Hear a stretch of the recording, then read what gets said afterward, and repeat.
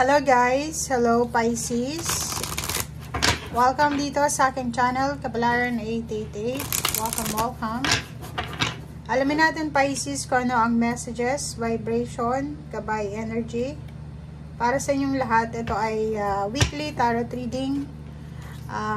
April 1 to 7, 2024. Para sa lahat ng Pisces friends natin na nanonood.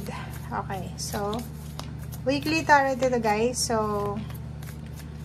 alamin natin kung ano yung messages na pwedeng gustong ipahiwatig sa atin ng ating baraha. Okay, so ano yung biyaya, ano yung blessings na Pisces na posibleng dumating sa atin sa linggong ito? First blessing natin is number 44, blessing on a homecoming. Next is a blessing on your health, number 9. Wow!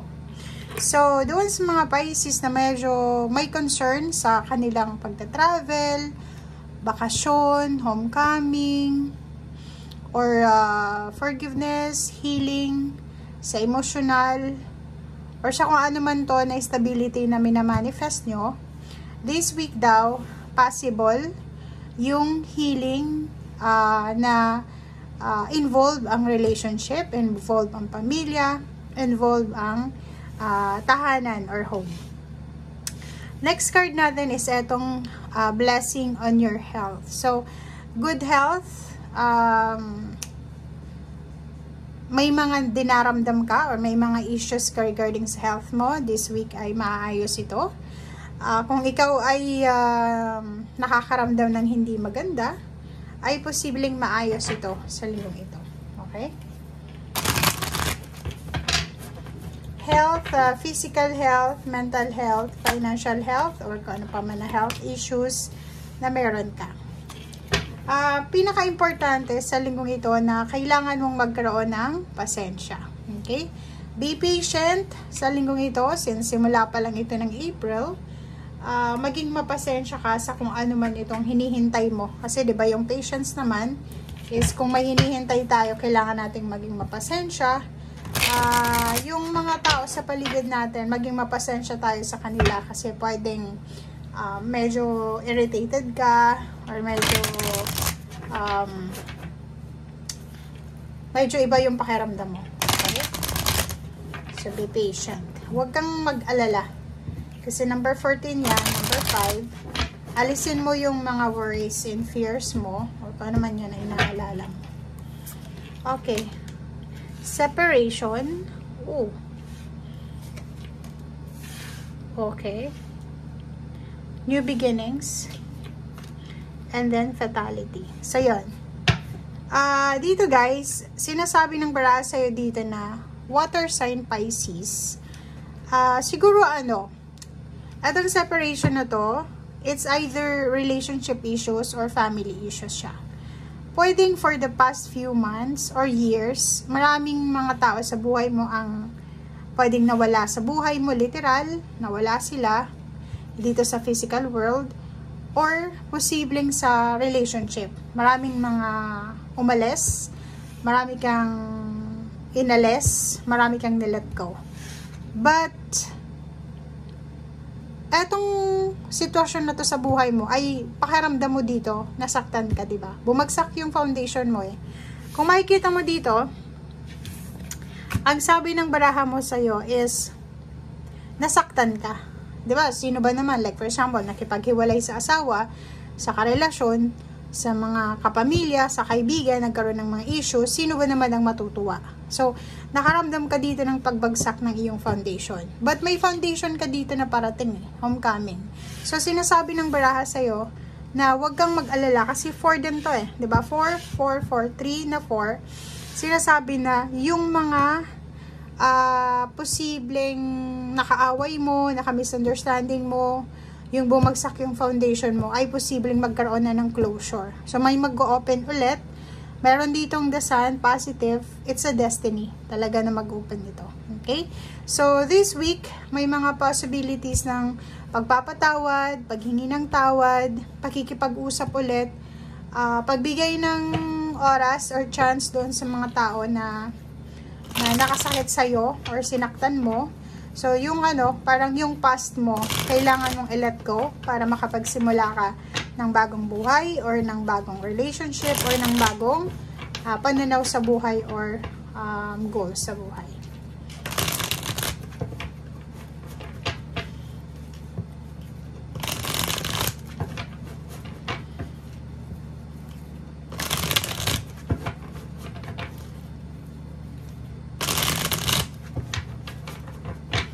Okay, Pisces.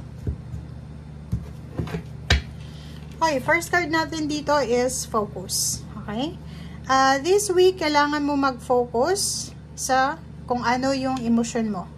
Okay? Kasi pag nawalan tayo ng focus sa ating emosyon, doon lalabas yung pagiging agresibo natin. Okay? Second is mag-focus ka sa yung health, physical body health, mental health, financial health, and family. Okay? And focus ka din sa kung anong stability ito, foundation, security na magbubukas sa buhay mo. Eyes to the ball pa. Okay? Next is mag-focus ka din sa mga partnership mo. Like, partnership sa trabaho, partnership sa negosyo, intimate relationship, partnership sa pamilya. And alisin mo rin yung pagpo-procrastinate mo. Alisin mo yung sobrang analyzing, alisin mo yung sobrang pag-iisip. Okay.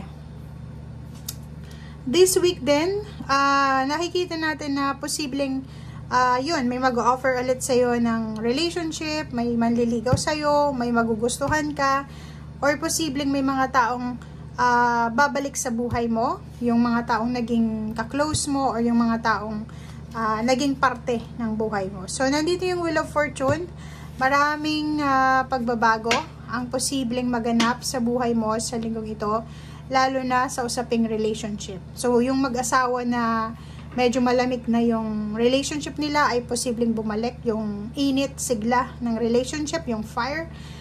Yung mga health issues nyo, may mga masakit ka sa katawan, pwedeng maayos yan. Magamot ito sa linggong ito. And yung mga magkakatrabaho, magkakaibigan, magkakapitbahay, magkakilala, posibleng magkaayos-ayos kayo sa week na to. Okay? So, nakikita din natin dito yung choices and options. So, napakarami mong posibleng choices. So, yung iba sa inyo, ang daming gustong gawin. Marami kayong choices sa buhay. Gusto nyo mag-travel, gusto nyo lumipat ng bahay, gusto nyo ng ganito, ganyan. So, parang yung linggong ito is nakahati kayo sa choices and options. So, marami kang choices ngayon na pwedeng pagpilian. Mapa-relationship man yan, kung single ka, ang dami-daming manliligaw, ang dami-daming nagugustuhan. Sa trabaho, ganun din, naguguluhan ka kung alin ba dito yung tatanggapin mo, alin ba dito yung para sa'yo, alin ba dito yung alam mo na mag-e-enjoy ka. Okay, financial. Isang wish fulfillment to guys sa financial. So, nakikita natin na may parating na pera dito. Okay? Pwedeng this week may magbayad sa'yo ng utang, or pwedeng may mga minamanifest kayong financial success, balance, and stability na pwedeng makuha nyo sa linggong ito. Mag-iingat ka lang, lalo na sa pera mo. Okay? So, meron tayo sa April 8, pero hindi pa naman kasama dito to. April 8, may solar eclipse tayo, but etong 7 of Swords na to, pwedeng makarelate ito doon sa eclipse, na mag-iingat ka, lalo na sa pera mo. Sa linggong ito, mag-iingat ka sa pera. Unang-una, i-secure mo kung saan mo nilalagay yung pera mo. Bilangin mo yung pera mo, isulat mo siya, kasi pwede kang maloko. Like yung, for example, nagbabayad kang, halimbawa, nag-shopping ka or nag-grocery ka, ingat-ingat ka dahil pwede kang masalisihan. Okay? So, eto siya. Okay. Mag-iingat ka din sa sobra-sobrang mabilis na mag-decide, lalo na sa usaping pera. If, for example, may gustong umutang sa'yo, may gustong humingi ng pera sa'yo, mag-iingat ka, pakiramdaman mo kung eto ba ito totoo or hindi. Okay? Kasi mahirap kitain yung pera. Okay? So, dito sinasabi ng baraha, huwag ka nang bumalik sa dating ikaw. Kasi Pisces, dati, mabilis kang lapitan eh. Kaya nga, ang dami-daming parang may utang sa'yo na kinalimutan na nilang magbayad. Kasi hindi ka naman nag-e-effort na mag-ask ng return ng money or magsingil or sumingil ng pera.